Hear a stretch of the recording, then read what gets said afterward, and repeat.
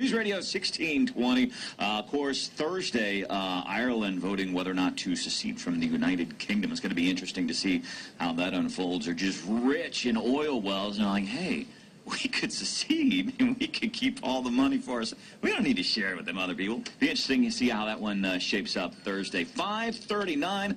Welcome into Pensacola right now. My name is Brandon. I'm really pleased that you're here today, man. I appreciate that. I was reading an article in GQ magazine.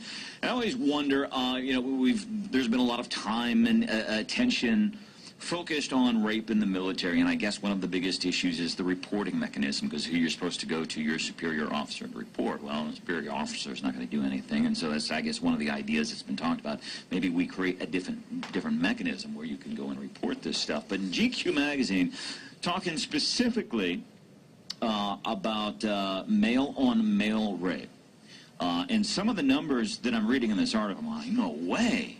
This can't be true. So I wanted to bring in Brian Bouffard. He's an expert in military justice. He's a former U.S. Navy JAG lieutenant. Still does it all. JAGdefender.com. Brian, welcome into the show. How are you?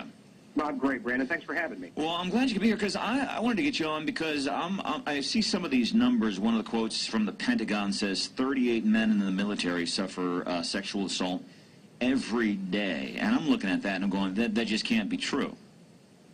Well, I agree with you, and I doubt that it is true, and I doubt that for kind of a number of different reasons that really dovetail with a lot of the other sexual assault emphasis that we've been seeing over the past several months. Now, because here's the thing. We always talk about rape in the military, and we think, well, rape shouldn't happen anywhere, but especially in the military, because these are people serving our country. They put on the uniform. We have a tendency to hold them to a higher standard. But it occurs to me that we don't go and say, well, let's look at the incidence of rapes amongst firefighters or school teachers or accountants or anything like that. Yeah, college students. College students, yeah. We've never done that, it seems like.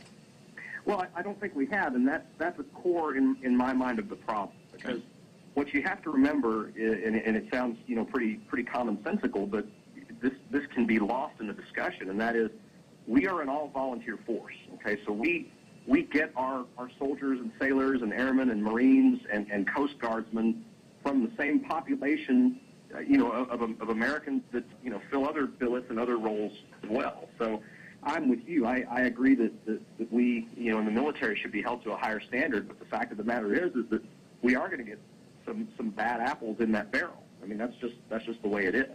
So with that, and you start talking about numbers, and again, when we get these numbers from the federal government, I mean, I always say, hey, consider the source when you get some of these numbers from the federal government. We talk about the number of rapes, period, in the military, and then people are afraid to go and report. And now, this has got to be especially tough for men. We talk about the number of women that don't go and report rape, but I'm guessing this is especially tough for men to report. Yeah, I think there are certainly psychological issues there with male-on-male sexual assault that don't necessarily appear with male-on-female sexual assault. And, a lot of that is the shame and the, kind of the feeling of maybe their sexuality is now in question and things like that. But, I mean, if a real sexual assault happens, and I use the term real sexual assault advisedly because a lot of what the statistics folks, NCIS and other law enforcement agencies call sexual assault simply is not. Right. But as far as any sexual assault that occurs is a real assault. I mean, one of those is one too many. Absolutely. I don't think anybody would really disagree with that. It's something that needs to be handled.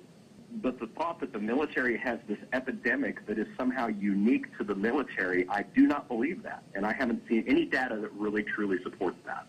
Brian Bouffard is a former U.S. Navy JAG lieutenant, expert in military justice. Folks still utilize his services at JAGdefender.com. So you don't, so you're kind of looking at the source of the numbers. Well, the source of a lot of the numbers are the people. And not to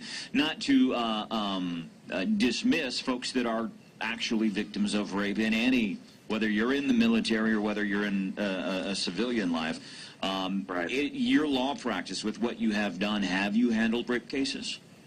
Oh, absolutely. And it seems, particularly in recent months and years, I've been handling, a ton of those cases. And every now and then I will get a case where I can look at it and say, all right, looking at this from the alleged victim's point of view, yeah, this would clearly be a sexual assault if my client, did it.